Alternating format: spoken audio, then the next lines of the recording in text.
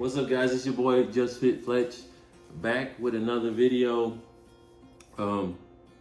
Actually back with a video for been a while. Obviously, there's a lot have changed. A lot of things have happened since I've made a video. I believe I was in Virginia the last time I made a video like this, and came back from deployment in 2023. Came back from deployment in 2023, and then like 2 months later, I went overseas again to this place called Diego Garcia, where I was the 3MC / port ops / CFL. I was doing a lot of jobs, a lot of things over there. While I was over there, I was gonna, re-enlist and do one more tour, but after some consideration, I decided that that was gonna be my last command and decided to retire. Which brings me to this video. So today is the 30th. I am 30 days from officially retiring. I've been on terminal leave since March 1st. Moved back to Indianapolis, my hometown, which I said I wasn't going to do, but it was just more or less out of convenience. I'm now in my new apartment. I actually got a job already, been working there 3 weeks, which I'll probably talk about in another video, or maybe this video. I don't know where this video is going, but so I'm almost a civilian, right? 30 more days and I'll be retired from the Navy. 22 years and some months. But the reason why I made this video is like, I want to help other members as they transition out of the military. Some things that happen that I wish I knew, or I think that could be better as you transition out of the military. So one, if you could possibly, do not retire from overseas, because unless the place has a hospital that can do your disability claim, help you do your disability claims and stuff like that. And there's not that many places overseas. I think Bahrain may be one, but the place I was at, wasn't able to do all that stuff. So I was behind on that stuff. I wish I realized that I could have done a lot of that stuff online. Didn't realize that until I got back to the States, which put me a little bit behind. March 1st, got back to the States and immediately started trying to file, disability stuff. Didn't get too far, kept running into brick walls, which brings me to my first, gripe. I wish the military assisted veterans or people getting out of the military as hard as they do enlisting military, right? Because when you're getting into the military, you got a recruiter that's literally walking you through the process to get you to boot camp, on the bus to boot camp in the military. You don't have that when you get out of the Navy. It's kind of like you go to this, transition class, and it's only a week long, and depending on where you go to the transition class, the instructors may or may not be good. I went to two of them. Which because you may have missed. The reason why I went to two is because I may have missed something that I didn't catch the first time, which is highly recommended. If you got time, go to at least 2, if not 3 TAPS classes. And I know they're like, well, I gotta do jobs, I gotta do maintenance, I gotta write evals and things like that. Look, at this point when you're getting out of the military, you have got to prioritize yourself. It sounds selfish, But guess what? Ain't nobody helping you. So you have to prioritize yourself while you're transitioning out of the military. And a lot of times, one thing I didn't do is I didn't prioritize myself. Kind of worked until the end, and I said, I'll get to my stuff when I get to my stuff. But you need to prioritize yourself and try and get to like 3 TAPS classes, three of those TAPS classes. Write as many resumes as you possibly can. Practice writing resumes. Write a resume, have some people look at it, send it to maybe some friends and family that's been in the corporate world or civilian sector that has written resumes to get a job. Have them look at it, give you some pointers and some advice, because a lot of the lingo that we have in the military does not translate well into the civilian. It may be the same job, it's just how we say it versus how they say it. For instance, being an electrician, certain jobs, certain things that I did in the military, they do in the civilian, because electricity is electricity. They do in the civilian sector. However, how they say the words or how they say they do things is totally different from, slightly different from it. So basically during interviews, I was like self-translating what the civilian recruiters were trying to ask me. So like, hey, you mean this? Is this what you're doing? Oh yes, I've done something similar to that in this form or fashion. So write resumes and try and get them to speak in the civilian language. So write resumes. Let's see, what else? Get free job recruiting help. Free job recruiting help, which means like Hire Heroes, great resource. I use them. I got several offers with them. Also, this website called Recruit Military. Recruit Military, I would say, is probably almost better than Hire Heroes. Recruit Military, they literally call you like every week and tell you about job offers. They actually kind of ask you that if they want you to help you prep for your job interview. They do resume reviews, and they stay with you until you get a job. If you do like a career change, say I'm an electrician, but I wanted to get into IT stuff, they actually try and find IT jobs for you based on your qualifications in that field. Really good resource. Another thing is, what I did was talk to the civilians on your base, right? Ask them, especially if you want to get into the fields they're in, but on the civilian sector, you want to stay military, but you want to be on the civilian side, talk to them, ask them, how did you get your job? What qualifications do you have that I need to fill a position here or fill a similar position on another base? Talk to the civilians.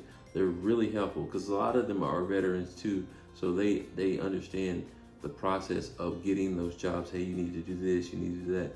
And I actually got a job offer through that process.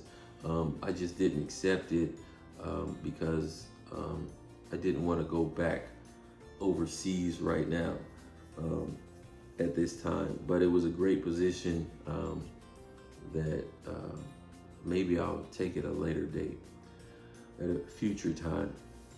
So talk to the civilians, write resumes on your base.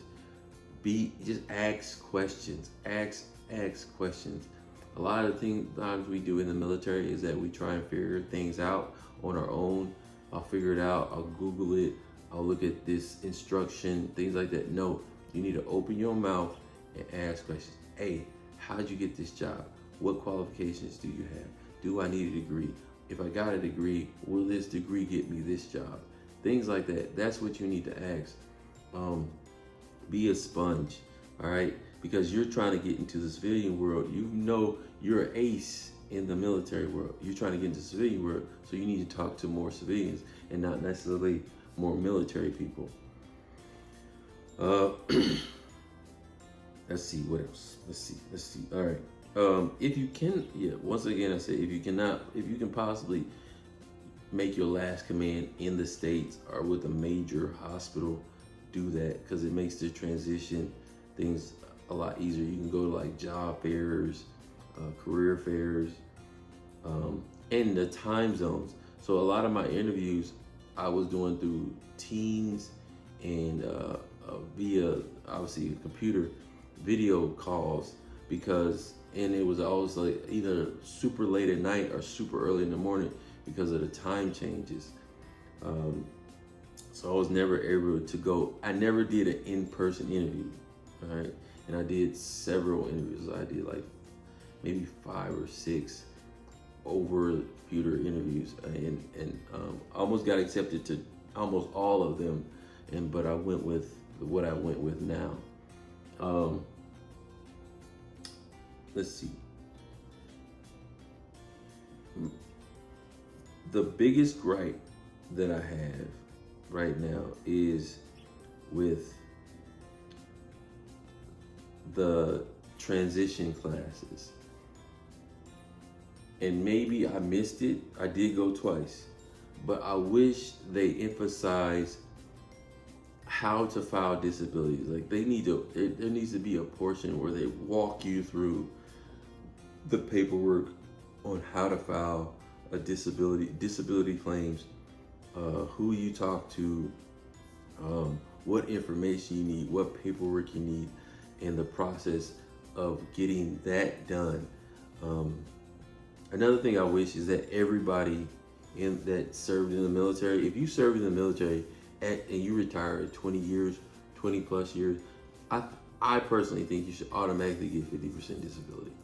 All right, minimum 50% disability, because you don't come in the same way at all. You don't come the same way you came in the military. You're definitely not leaving the military. And even if you did not see combat, your thought process, your mental psyche is not right, not on point. I realized that at a certain point where I'd rather be on deployment than be at home. I'd rather be alone than be around people. Holidays don't mean too much to me anymore. Christmas is just another day. New Year's is another day. Thanksgiving is just another day. Even my birthday is like whatever, right? So you're mentally kind of like jacked up in the head. You've experienced, even if you were a paper pusher in the military, you've experienced things that definitely messed you up in some form or fashion. You are not okay, all right? So I think that everybody that served in the military, at least over 20 years, not everybody. If you do 6 years, 4 years, right, and you get messed up like in combat, then yes, you deserve some disability. But if you retire over 20 years, I think you automatically should get just some type of disability, whether it be 50%, minimum 50%, because you're obviously gonna get your retirement, but I think you should get more compensation because the retirement that you get out is not, I wouldn't say is a living wage, right? And you'd have to move, a lot of military move overseas because the money goes further. In the States, it doesn't go further. You literally have to get a second job or a part-time job to live, I guess, comfortable, unless you're super like Excel budget friendly and you know how to do that. And then you gotta, you got wife, you got kids, you got people going through, your kids going through school, maybe even college at this point where you're about to retire. That retirement check is not going to get you where you want to be. Another thing you should do is, if you're in the States and you're about to retire, is, I would say, I know this video is all over the place, but I'm just venting right now. Another big thing you should do is try in your state and find what they call a VSO, a Veteran Service Officer. Didn't know about it. I just ran into it. It's a free service, because when you try and file your disability, you try and go to the VA hospital to get some veteran assistant to help you file your claim. Those guys I went to the VA to try and file my claim. This lady at the counter handed me a sheet of all these names and numbers of people I contacted to help me file my claim. I called then every number on that, and only one person called me back. And when they called me back like 30 days later, saying, "Hey, do you still need help filing your claim?" Well, between that time and him calling me back, I had Googled upon a veteran service officer, and it was in some random office building in my state that's not even associated with the VA. It's a free service. They're 99% former veterans that are just helping you, file disability, help you with like getting enrolled in college. They do a lot of stuff at the veteran service officer. They do a lot of stuff, and it was really helpful for me because I had no clue how to file a claim. And you're like, well, like Fletch, man, you work out, you're healthy and stuff like that. No, I got something's going on with my shoulder, something's going on with my neck, my knees messed up, my feet hurt. I don't know what was. I'm falling apart here, right? I freaking got. You see me clearing my throat. It's because I got that GERD or whatever it is, gastro and whatever. It's pretty much like heartburn, things like that. I got some things going on with me. Yes, I'm in a better shape than most people, but I still have some issues along with the some screws may be loose in my brain or whatever, but we'll deal with that.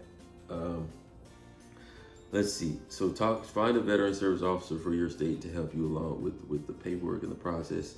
And that guy was super helpful. And in fact, I was in Illinois, but I was an Indiana resident at the time because I was staying with a relative, and I went to a VSO in Illinois, and they still helped me for my state in Indiana to help me file my claims and stuff like that. Just when you're when you're filing the paperwork, make sure you put whatever state you're planning to live in. That way your veterans paperwork goes to your address in the state you're going to be living in. Hopefully you have somebody that lives there that can receive your mail, so you can get it on time. Because for a second I wasn't getting any of those letters because they were all going back to my relative in Illinois, and I would have almost missed a disability claim on me. Luckily, I caught it in time, and it's all getting rerouted to Indiana. Even the appointments are getting rerouted to Indiana. They were all getting booked in Illinois, but I got them rerouted to Indiana. So starting this month in June, I have several appointments to go to some clinics and get all this stuff checked out, right? I don't know what else to tell you. Take your time when you're looking for a job. I purposely tried to find a job that was below my qualifications so I can acclimate to the civilian sector. I'm thinking that was probably not a good idea, because even one of the guys at the job today said it's like you're overqualified for what you're doing, and he's probably right. So I would say take your time and really sell yourself to these companies. We have experience that is comparable to corporate executives. You've managed hundreds, if not thousands of people, millions of dollars worth of equipment. You are a super project manager. You have skills and assets that the civilians don't do. They go to work. They do one job and they go home, right? There's no there's not a lot of challenges to it. You face challenges. Say something's not scheduled. Well, I found out that civilians, when things, don't go as scheduled, they freak out. And I'm like, well, what's wrong? Well, let's fix it. It's your mindset is different when you're having challenging days and situations like that. So don't sell yourself short. That's a lesson learned that I'm learning right now. Don't sell yourself short. Start using your GI bills and free college and stuff like that. Get it all. You've earned it. And enjoy your time. If you have a lot of leave saved up, enjoy your time on leave before you get a job. If you can,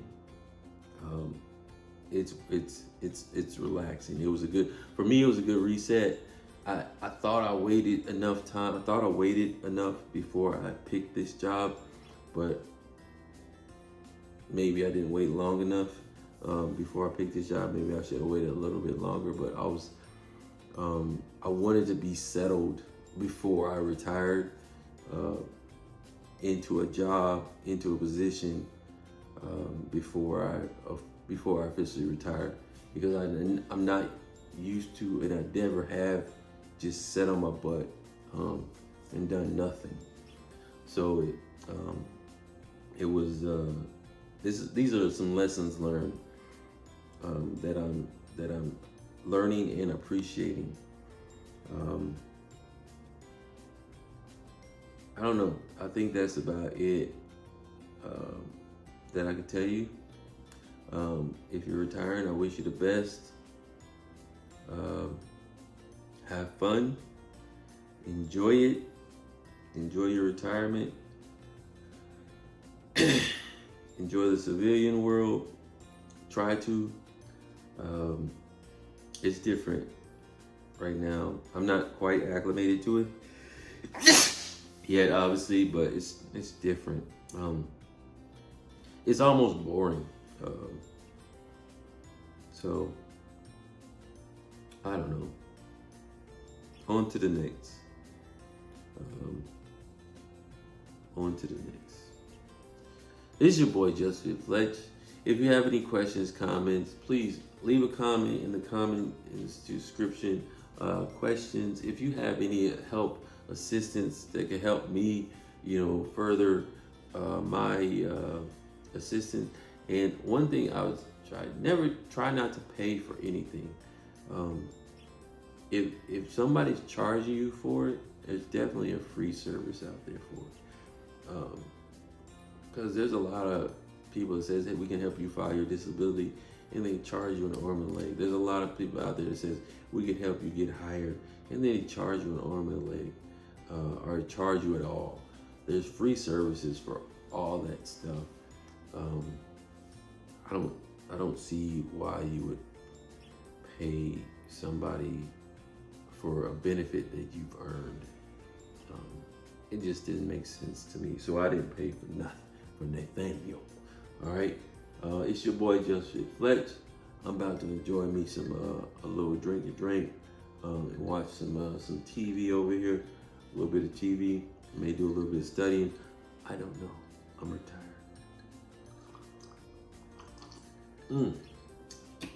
I'm out. Peace. Also, like, comment, subscribe.